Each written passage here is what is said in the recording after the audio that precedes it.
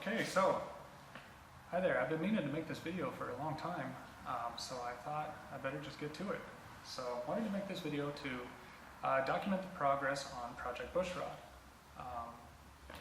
Primarily for my documentation purposes, so I could look back and see where I was, and what I did, but also to share with other people so they can experience this along with me, and maybe answer some questions along the way.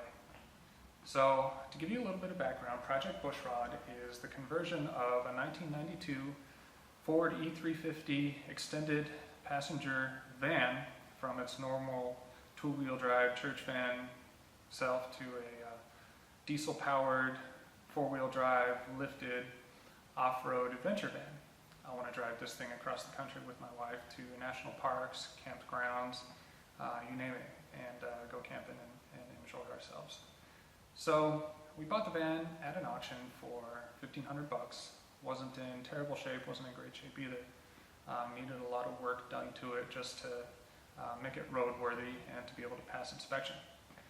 So we're in Maryland, and whenever you buy a new vehicle in Maryland, you have to have it inspected. And it's a fairly rigorous inspection. And I'm not really used to that because states I've lived in the past, Colorado, Wisconsin, various other states, didn't require inspection. And so this one's pretty hardcore, so I had to do a lot of work to the van, just basic safety stuff really, to get it ready for inspection. So I've been doing that, got it inspected, got it registered, we're all legal now. I'm driving it frequently, and so now I'm really excited to move on to the fun parts of the project. So I've broken the project up into two phases, phase one, phase two. Phase one is essentially the Cummins swap. So I'm going to be pulling out the Ford E350 Windsor and E4OD two-wheel drive transmission and putting in a 12-valve Cummins with an automatic transmission and a transfer case. Phase two is going to be converting the van to four-wheel drive. So originally there was going to be no phase two. I was just going to do the Cummins swap and be done with it. And I wasn't going to use an automatic behind the Cummins. I was going to put a Ford ZF5 5-speed overdrive transmission, two-wheel drive transmission behind it and call it done. But in the process of getting the van to pass inspection, I put in some leveling coils. The old coils were sagging, and I actually didn't mean to buy leveling coils, but I did. They're Moog 889S's, I believe, and they lifted the front of the van like 2 inches.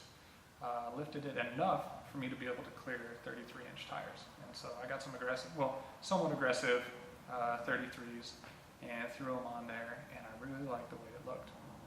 Enough so that I really wanted to lift it higher and put some even bigger tires on it. But the suspension lift kits they make for these two-wheel drive vans are like $3,000 or $4,000, and I just couldn't believe it when I found that online. So, I figured I've already got all the parts I need to convert this thing to four-wheel drive because, let me back up a second, we've been scavenging parts for this Cummins conversion, and in doing so, I got a hold of a 1993 Dodge W350 four-wheel drive Cummins. Frame totally rusted out, body in okay shape. Got it for a pretty good deal from a cool guy, and was just going to pull the motor and part out the rest of it. But then, I got by around the same time I was getting the van ready for inspection, and that's when I thought, I don't need to pay $3,000 or $4,000 for this two-wheel drive specialized lift kit when I've got everything I need to convert this thing to four-wheel drive, and then I can do a lift kit dirt cheap with some leaf springs. And so that's kind of what brought on phase two. So with respect to that donor truck, I ended up just keeping the motor, transmission. It's a 46RH A518 four-wheel drive transmission, got the MP205 transfer case behind it, and then I kept the Dana 60 Kingpin front end. And it just happened to work out that I had the same gear ratio in that Ford rear end as this Dodge has in the front end. They're both 354s. So I really lucked out there. And so, right now we're just focused on this mechanical type work. Once the Cummins is in the van, we'll probably focus more on the interior stuff of the van and turning that into more of a camper style, so that we have a place to stay when we're traveling these places. I'm going to build a roof rack, pretty mean front bumper, mean rear bumper with a tire carrier, all that good stuff. So I'm really excited about that, really excited to share it. And so, yeah, I guess that's it for now. So why don't I just pick you up and I can show you some parts.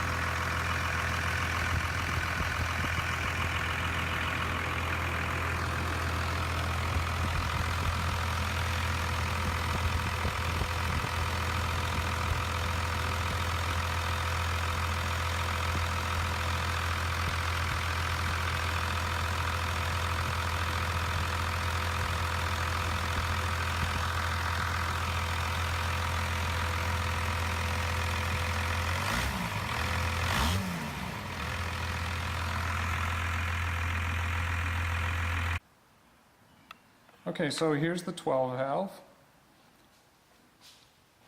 So it's your standard 1993 VE pump, 12 valve. Like I said before, about 225,000 miles on it. I'll be keeping that vacuum pump there because I'll probably be running the vacuum booster on the Ford for a while. I eventually plan to go to hydro boost, but probably not immediately. There's nothing really wrong with the vacuum boost right now. In that plastic bag, I've got an HE351 CW and the corresponding exhaust manifold from a Cummins, I think a 2006 third gen Cummins. And what I got that for was that this turbo is going to hit the firewall where that doghouse is, the way it sticks out like that. And so what I need to do is tuck it back under here so that it'll clear that doghouse. And that third gen manifold will do just that. Now I'm going to have to, I don't know what the proper terminology is, chamfer the ports on that manifold and grind them down so that they can match the square ports on this 12 valve manifold. But I don't think that'll be too big of a deal. And I guess worst case, I'll just buy a conversion manifold. Here's the MP205 transfer case. Nothing special there. Oh, and here we've got this 5-inch down pipe that goes on the back of that HE351 CW. Super pumped about that. Ideally, I want to run a 5-inch straight pipe exhaust all the way out the back. I'm going to have to put a body lift on the van in order to clear everything. I think probably a 2-inch body lift, and I think that'll give me the extra space to run the 5-inch exhaust. Here we have the A518 46 RH transmission. Doesn't have the best reputation. This one is definitely in need of a rebuild. When I drained the fluid, it was all really burnt. There's some scoring on the stator support in there, so I'm going to tear this thing apart, rebuild everything in there. We'll see what I find when I open that thing up. But at a minimum, I'm going to put in some Red Eagle clutches, choline steels, billet servos, as many billet parts as I can afford from Sonax, stronger overdrive spring, valve body kit, bigger pan, external cooler, tight low stall torque converter, and I think with all those upgrades and fresh clutches and steels, we'll be in good shape. So I parted out that W250 like I said before, and really these are the only parts I have left. A few body parts and inner fender over there, and then a bunch of interior parts over there. Right here we have the Dana 60. Nothing special here really. Dodge has the passenger side drop on the transfer case, so we got the passenger side pumpkin there. Alright, so let's check out the van now.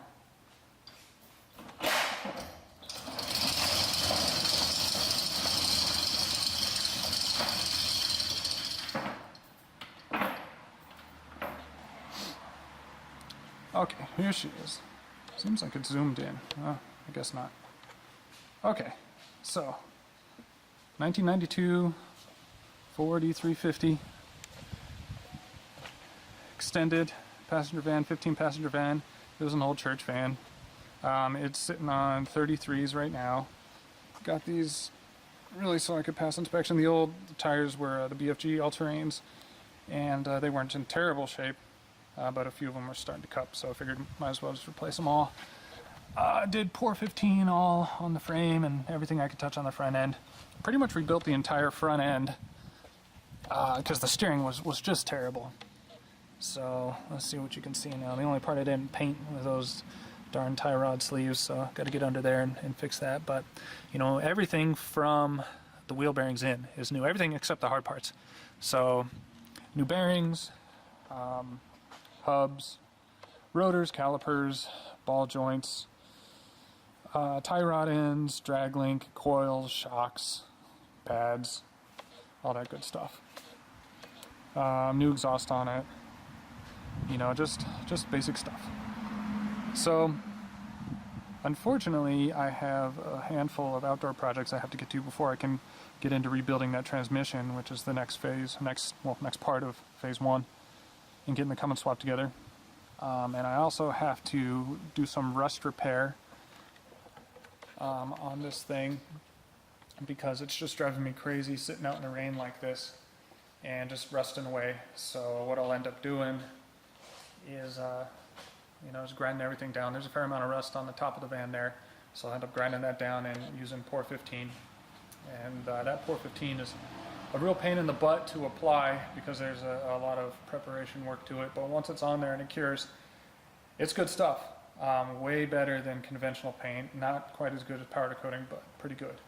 So I'm going to do that on the whole roof, the back quarter panels where there's a little bit of rust, and back door. So I'm going to have to do that before I rebuild this transmission, but before I get into the paint, I got to do these outdoor projects before we get too far into the heat of summer. So everything's in the works. I think it's coming along nicely. You know, got a game plan together, and I'm really excited to get going. So I guess that's it for the first installment of this series. Hopefully many more videos to come. And I'm excited to keep documenting this stuff. And I'll probably put it online. I don't really see any reason why not. So if I do, I guess just like the video. I hope you do. So have a good one, guys.